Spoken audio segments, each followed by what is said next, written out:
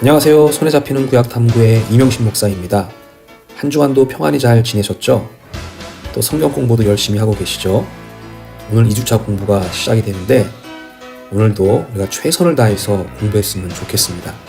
자, 이제 2주차 공부 시작하도록 하겠습니다. 자, 오늘 공부는 구약의 뼈대와 중심 메시지에 대해서 살펴보도록 하겠습니다. 우리가 지난 시간에 이 성경 목록을 통해서 구약 성경의 구성에 대해서 살펴봤습니다. 그래서 구약 성경은 역사서 17권, 시가서 5권, 예언서 17권으로 되어 있다. 자, 그런데 이 중에서 우리가 구약의 맥과 흐름을 잡기 위한 가장 중요한 책이 있다고 말씀드렸습니다. 여러분 기억나시나요? 자, 그 책이 어떤 책이죠? 네, 바로 역사서 17권이었습니다.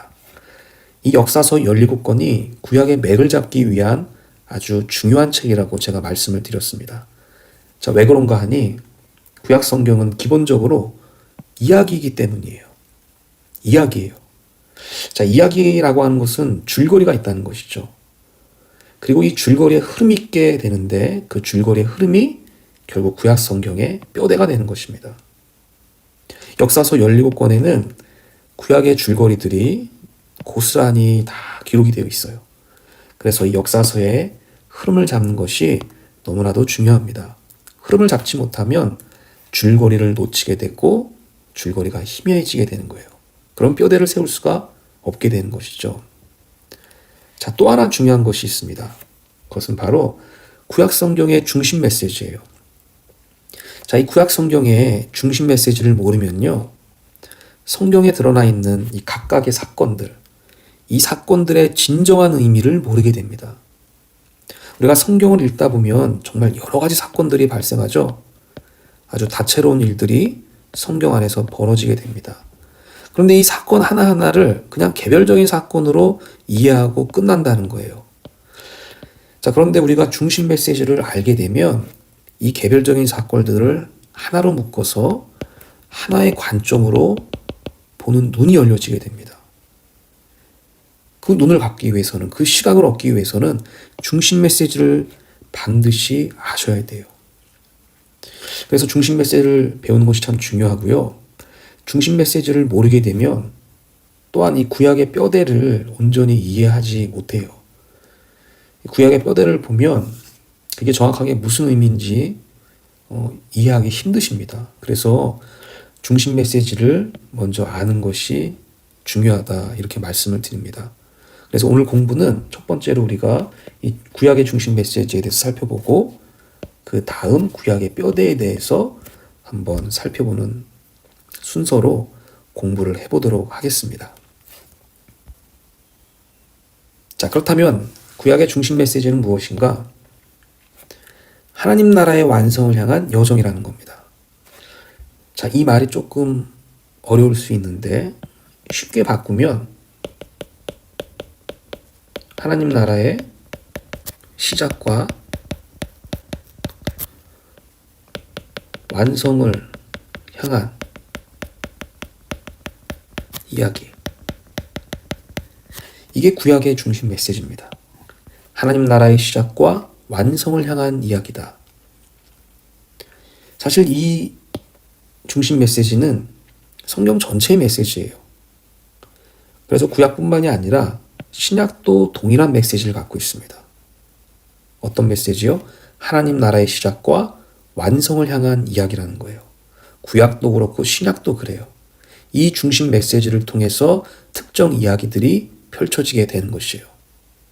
그래서 구약과 신약은 인물이 다르고요, 대상이 다르고 시간과 공간의 차이가 있을 뿐이지요, 중심 메시지는 같습니다. 뭐라고요? 하나님 나라의 시작과 완성을 향한 이야기라는 거예요. 그래서 구약과 신약은 별개의 책이 아니고요, 이어져 있는 책이에요. 붙어 있는 책이고 연속되어 있는 책입니다.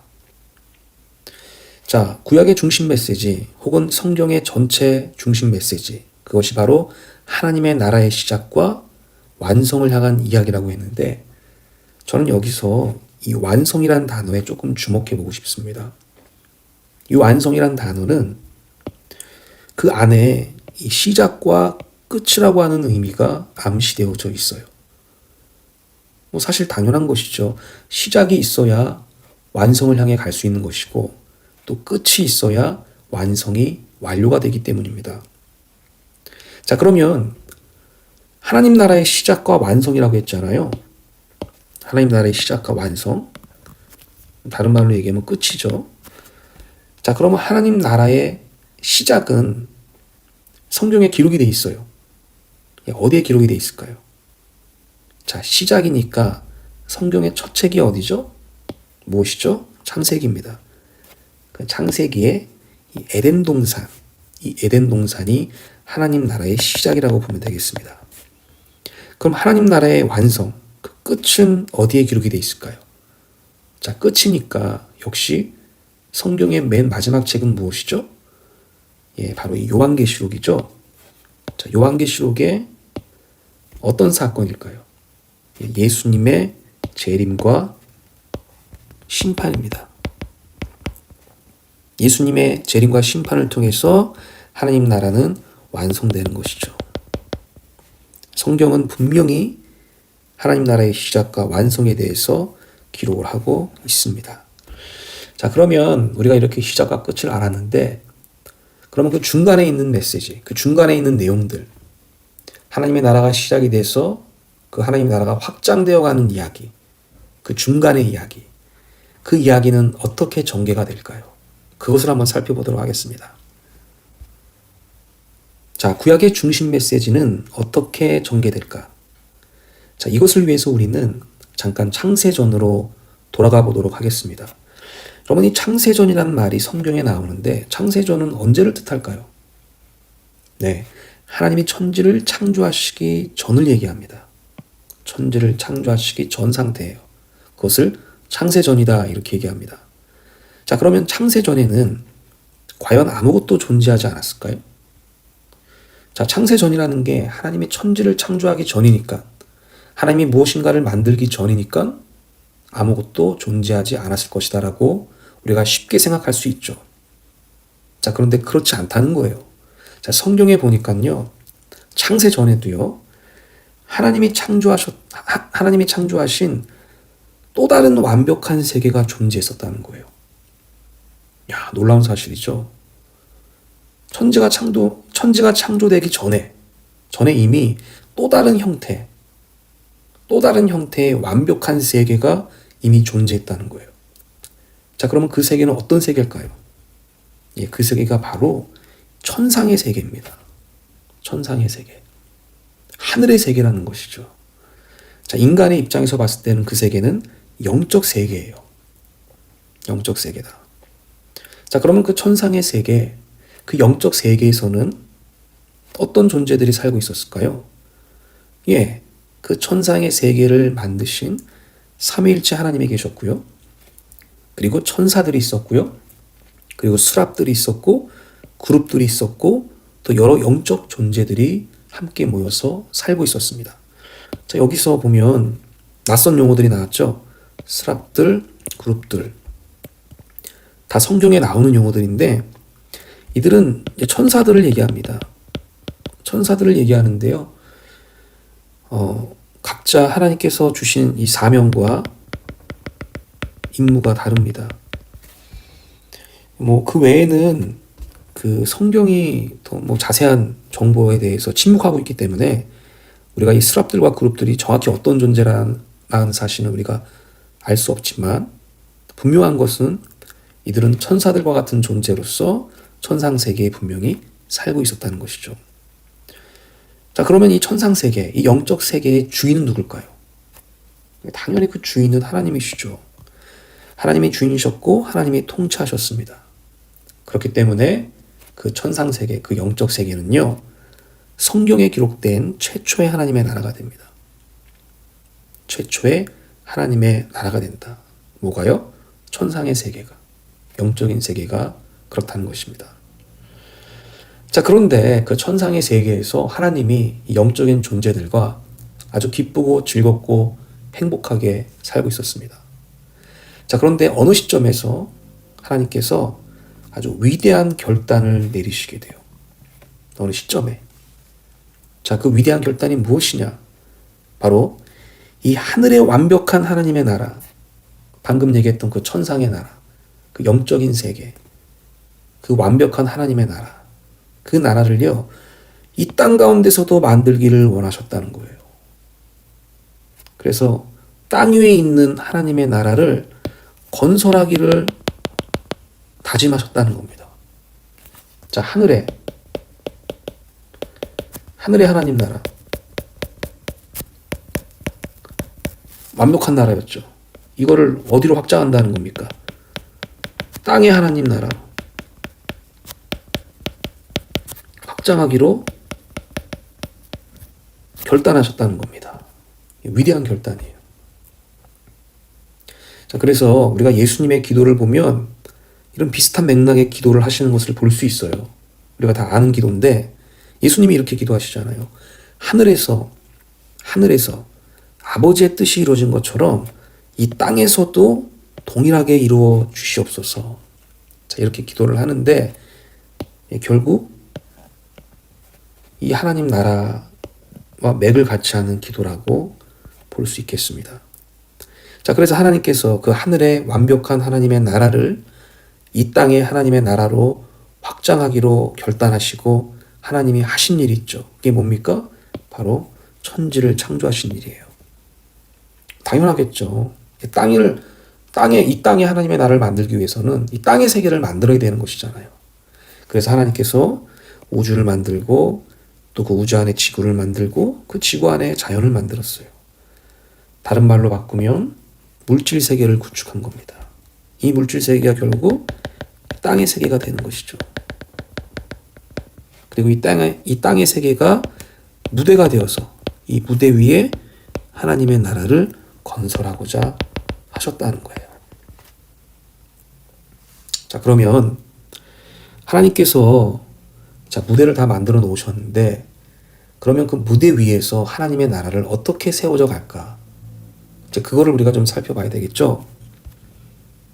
자, 제가 방금 전에 드린 질문이 이거죠. 땅의 하나님의 나라는 어떻게 만들어져 가는가? 자, 앞서 살펴봤던 것처럼 하나님은 무대를 만들었습니다. 우주를 만들고 지구를 만들고 자연을 만들고 에덴 동산을 만들었어요. 무대가 되는 것이죠. 그럼 이 무대 위에서 과연 어떻게 하나님의 나라를 확장해 나갈 것인가?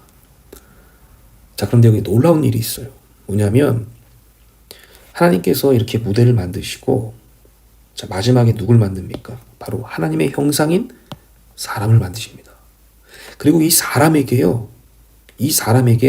그 하나님 나라를 확장하게 하는 사명을 주세요. 예, 하나님 나라의 확장과 완성을 위한 사명을 주신다고요. 누구에게? 사람에게 주신다고요. 그 역사적인 장면이 어디 나오냐면 창세기 1장 28절에 나옵니다. 그래서 성경이 뭐라고 얘기하냐면 하나님이 그들에게 이르시되 생육하고 번성하고 땅에 충만해라. 또 땅을 정복하라. 또 다스려라.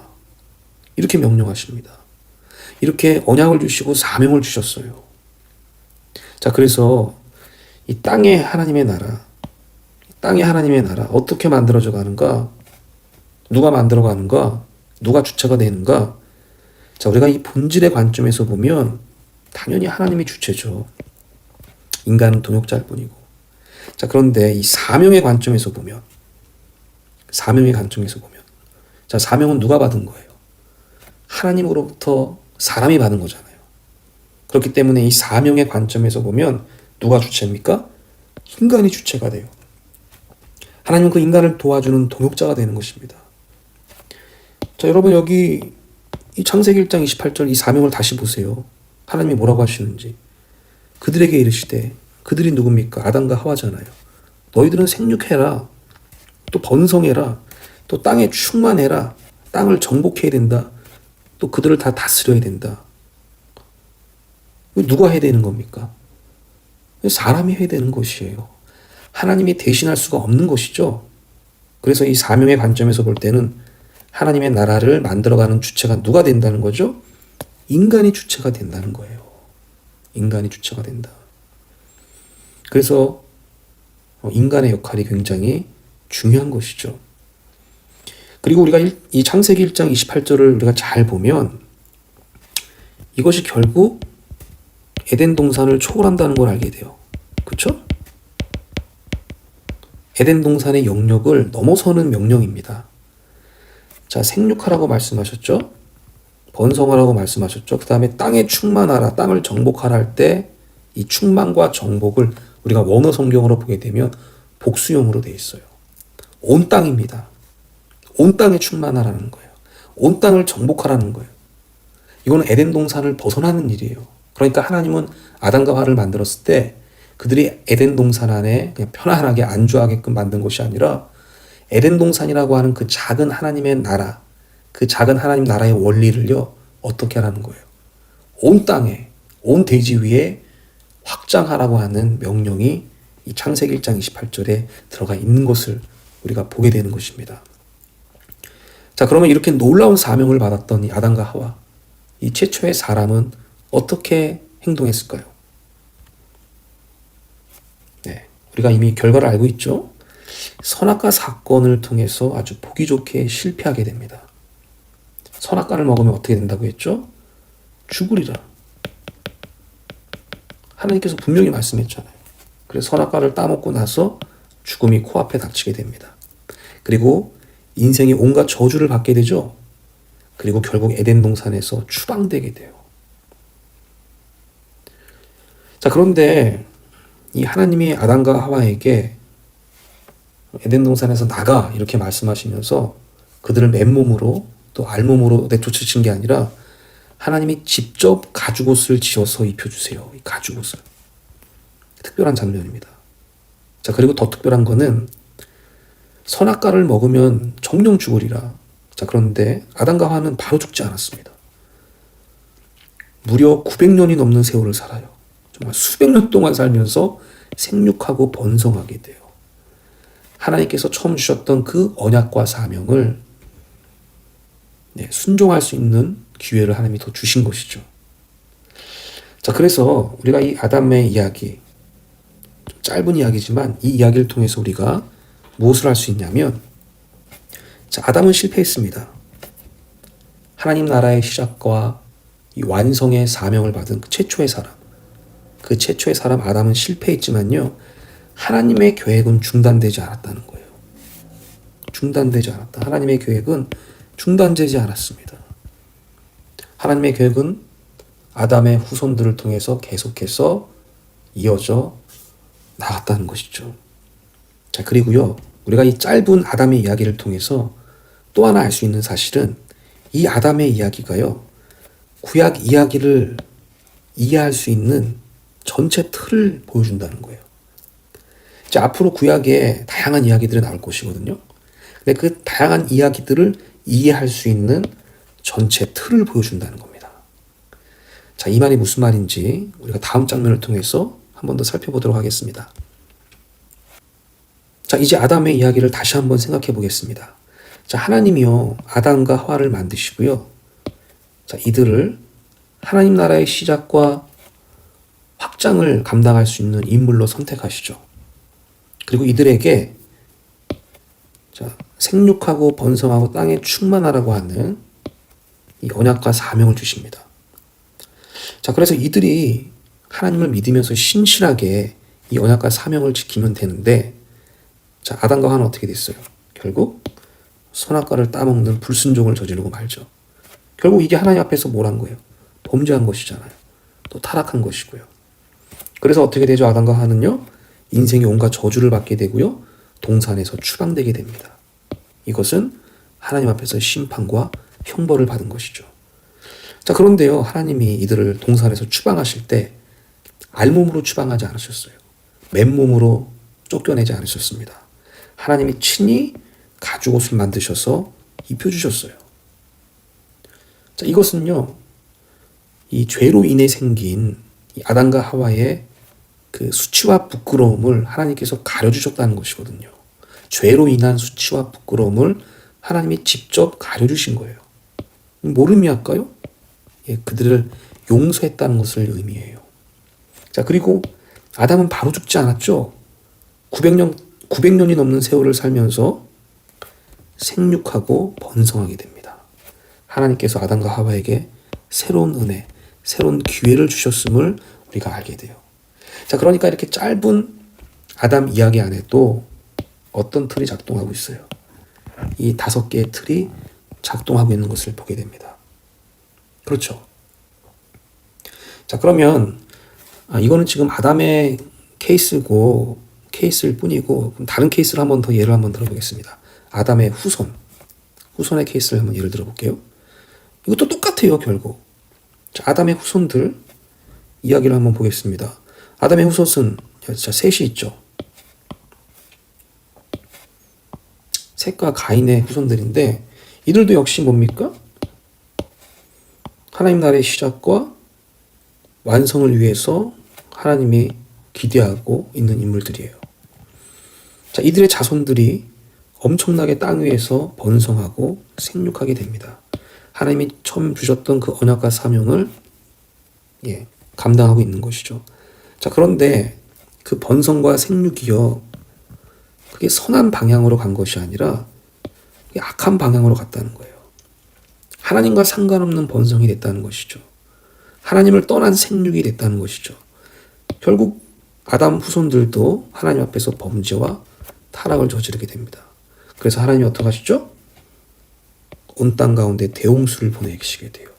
그래서 모든 생물을 다 쓸어가 버리십니다. 하나님께서 심판과 형벌을 보내신 것이죠. 근데 형벌로 끝났느냐? 그것이 아니죠. 하나님께서 무지개 징표를 주셔서 인간의 죄들을 용서하셨고요. 노아와 새롭게 언약하심으로 다시 인류에게 새로운 은혜를, 새로운 기회를 주시는 것을 우리가 보게 돼요. 자, 이처럼 아담뿐만이 아니고요. 아담의 후손들의 이야기를 보더라도 이 5개의 틀이 작용하고 있는 것을 우리가 보게 된다는 것이죠. 자, 그래서 정리하면 하나님께서는 하나님 나라의 시작과 이 확장을 위해서, 그리고 이제 완성을 위해서 사람들을 택하십니다. 그리고 그들에게 언약을 주시고요, 사명을 주세요. 그런데 여지없이 그들은 어떻게 해요? 범죄하고 타락한다는 거예요. 예외가 없습니다. 예외가 없어요. 다 범죄하고 타락해요. 그래서 하나님께서 그들을 심판하시고 형벌을 내리시죠. 그런데 그렇게 형벌로 끝나는 것이 아니라 하나님은 그들을 용서해 주시고요, 새로운 은혜, 새로운 기회를 주세요. 그래서 어떡합니까? 또다시 하나님은 택합니다, 사람을. 그리고 그들에게 언약을 주시고 사명을 주십니다. 그런데 그들은 또 그들의 연약함과 나약함 때문에 하나님 앞에서 범죄하게 되고 타락하게 됩니다. 그리고 또 어떻게 돼요? 심판을 받고 형벌을 받게 되고 하나님 용서해 주시고 또 은혜를 주세요. 그리고 또 반복돼. 또 반복. 그래서 구약 성경은요, 이 5개의 틀 안에서 이루어지는 이야기예요. 예외가 없어요. 그래서 구약의 줄거리를 담고 있는 커다란 틀이라는 것이죠. 개인이건 가문이건 민족들이건 이스라엘 백성들이건 예외가 없습니다. 이 5개의 틀 안에서 모든 이야기들이 다 전개가 됩니다. 놀랍죠? 네. 그래서 결국 이 구약의 중심 메시지라는 것이 뭐냐면, 인간은 계속해서 실패한다는 거예요. 인간은 계속해서 실패한다. 반복적으로 실패한다. 자, 그런데 중요한 것은 뭐냐? 인간의 실패로 하나님의 그 거룩하고 위대한 계획이 중단되냐? 그게 아니라는 것이죠. 하나님의 계획은 그것과 상관없이 중단되지 않는다는 겁니다. 중단되지 않는다는 거예요. 그리고 그 인간의 실패보다 더 큰 하나님의 열정과 하나님의 은혜로요, 하나님께서 당신의 나라, 그 주님의 나라를 완성해 가신다는 거예요. 인간은 연약해서 넘어져서, 그래서 하나님의 계획을 완수할 수 없지만 그 인간의 연약함보다 더 큰 하나님의 열정과 은혜가 있기 때문에 하나님의 그 원대한 계획, 그 위대한 계획은 지금도 진행하고 있다. 구약시대도 계속해서 진행돼 가고 있었다라는 걸 보여주는 거예요. 그게 구약의 중심 메시지인 것입니다. 자, 우리가 성경을 보면 물론 이제 부분적인 여기 부분적인 성공도 있었습니다. 언제 있었냐면 뭐 아브라함 때 잠깐 있었고, 요셉 때도 잠깐 있었고, 뭐 다윗 한때, 그 다음에 솔로몬 한때, 이렇게 부분적인 성공이 있었습니다. 그렇지만 결국 이스라엘은 어떻게 돼요? 이스라엘이 외세에 의해서 멸망하게 되잖아요. 그래서 실패로 끝나게 되는 것이죠. 그리고 그 다음에는 이제 신약 시대로 넘어가게 되는 것입니다. 자, 이것이 바로 구약의 중심 메시지예요. 자, 그러면 이러한 개념을 가지고 우리가 이제 구약의 뼈대를 한번 세워보도록 하겠습니다. 자, 제가 말씀드렸죠. 구약 성경은 기본적으로 이야기이다. 자, 그래서 뼈대를 세운다는 것은 이 구약 이야기의 흐름을 이해하는 것입니다. 이야기의 흐름이 중심 골자가 될 수밖에 없죠. 그래서 그 이야기가 이제 쫙 펼쳐져 있죠. 그리고 그 이야기 속에 나머지 시가서 5권과 예언서 17권이 들어가게 되는 것이에요. 자, 시가서가 이 시와 노래죠. 그 다음에 예언서가 하나님의 예언인데요. 이렇게 이 시와 노래, 하나님의 예언은요, 갑자기 어디서 튀어나온 게 아니에요. 그것이 나올 수밖에 없었던 역사적인 상황과 문맥이 있었다는 겁니다. 즉, 어떤 이야기의 흐름 속에서 나온 말씀이라는 거예요. 그렇기 때문에 이야기의 흐름을 알고 있으면 시가서와 예언서의 위치를 알 수 있게 된다는 것이죠. 당연하겠죠. 그래서 이야기의 흐름을 먼저 잡는 것이 중요한 이유가 된다는 것입니다. 자, 그러면 이제 구약 이야기의 흐름을 한번 잡아보도록 하겠습니다. 자, 방금 앞서 공부했던 이 구약의 중심 주제와 틀 기억하시죠? 자, 그것이요, 이 9개 시대를 통해서 흘러가요. 이 9개 시대를 통해서 전개됩니다. 9개 시대. 9개 시대가 여기 나오죠? 예, 이 9개 시대는 저는 이 시대를 좀 외우라고 추천을 드리겠습니다. 이 9개 시대의 구분이 머릿속에 있어야 우리가 더 줄거리를 확실하게 파악할 수가 있기 때문이에요. 자, 이 9개 시대를 우리가 한번 읽어보도록 하겠습니다. 자, 먼저 창조와 번성 시대, 그 다음 믿음의 족장 시대, 그리고 출애굽 광야 시대, 그 다음 강한 정복 시대, 그리고 혼돈의 사사 시대, 그리고 통일된 왕정 시대, 그리고 분열된 왕정 시대, 그 다음 바벨론 포로 시대, 그 다음 귀환과 회복 시대, 이렇게 모두 9개 시대로 구약은 흘러가게 됩니다. 자, 그래서 각 시대에 맞게요, 역사서 17권을 넣어주면 배열은 끝나게 되는 겁니다. 다시 말해서 이 시대 있잖아요. 이 시대에 맞는 역사서 17권이 있다는 거예요. 예. 귀환과 회복 시대에 맞는 책들이 있다는 것이죠. 그 책을 놓기만 하면 되는 것이에요. 자, 그럼 한번 그것을 해볼게요.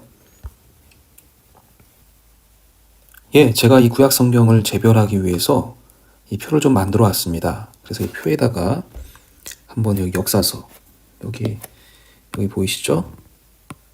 예, 여기 역사서 목록이 있는데, 시대별 특징을 제가 여기다 다 적어드렸어요. 그래서 이게 하나씩 읽어보면서 이 책을 한번 빈칸에다가 한번 넣어보도록 하겠습니다. 일단 간단하게 작업을 한번 해보도록 하겠습니다. 자, 첫 시대가 창조와 번성 시대죠. 여기 보니까 창조와 번성 시대는 어떤 시대였나? 자, 아담의 후손과 노아의 후손들을 통해서 하나님의 나라를 이루어 가셨던 시대예요. 자, 그럼 이런 내용이 어디에 있겠습니까? 아담의 후손, 노아의 후손이니까 창세기에 있겠죠. 네, 창세기를 적어보겠습니다. 자, 그 다음에 어떤 시대죠? 믿음의 족장 시대다.